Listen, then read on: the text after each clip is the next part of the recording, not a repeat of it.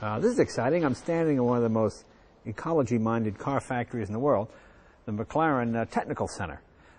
This here is the very first McLaren, an Austin 7. This is Bruce McLaren's first car, 1954. And that's the F1 McLaren right back there, the car that won Le Mans. As you can see, it's quite a jump, quite a jump. I'm going to take a walk around here and show you some of the fascinating aspects of this just amazing factory. Let's take a look. There's nothing greater than going in some place that says restricted access. This is the top secret nerve center where they're making McLaren's new road car, the MP4-12c. My host is the company's managing director, Anthony Sheriff. This comes out of the mold in one single piece. So You're not sitting there bonding lots of pieces together. Gotcha. Carbon fiber goes in, resin injected, mold opened, out comes the tub. The only difference that we'll have on variants of cars we're doing is that you drill the holes in different places for right-hand drive and left-hand drive. Right. Other than that, it's identical. And then you think that all of these sections here are hollow. Right. So we figured out a way to mold in all of these hollow sections in a single piece without having lots of semi-structural things that are then bonded together. It's truly remarkable. Let's see how light it is. Wow. It's depressing I can double the weight of the car by sitting in it. The front of the car, you'll see. This is a moment of truth. The first time, albeit on a screen, I get to see the new car. Reference to the F1. That's because they're there for a functional reason. Right. So one of the things when you sit in the car that you'll notice is, first of all, you have an incredibly good forward visibility because the base of the windscreen is so low.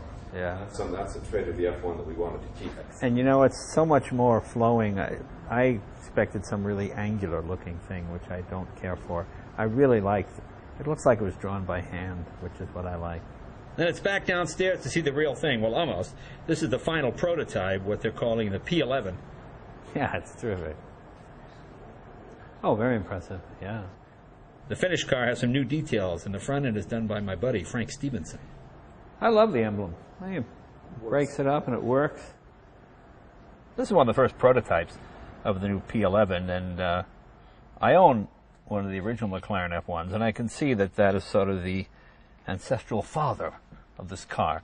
Although it's not a continuation of that car in any way, there are little hints of McLaren throughout it. And fantastic car, 7-speed gearbox, everything nicely laid out, certainly comfortable enough. The dash right in front of you there, speedometer down here in this corner. The tachometer is the most important gauge really in this whole thing. And here it only goes about 7.5. The actual red line in this car is almost 9,000 RPM, which is very exciting. Satellite nav and all your radio and all that goes right here. It feels light. It feels tight. Here's your controls right here for your 7-speed gearbox. 7 speeds, pretty amazing. What else have we got here? Oh, and you've got your 3 separate controls for sport, touring, you know, as they all do now. And has launch control as well? It certainly does. Yeah, launch control as well. And there's no key to this car. You just carry the fob in your pocket, and then you hit the start button, and you go. Very, very impressive. Yeah, it's...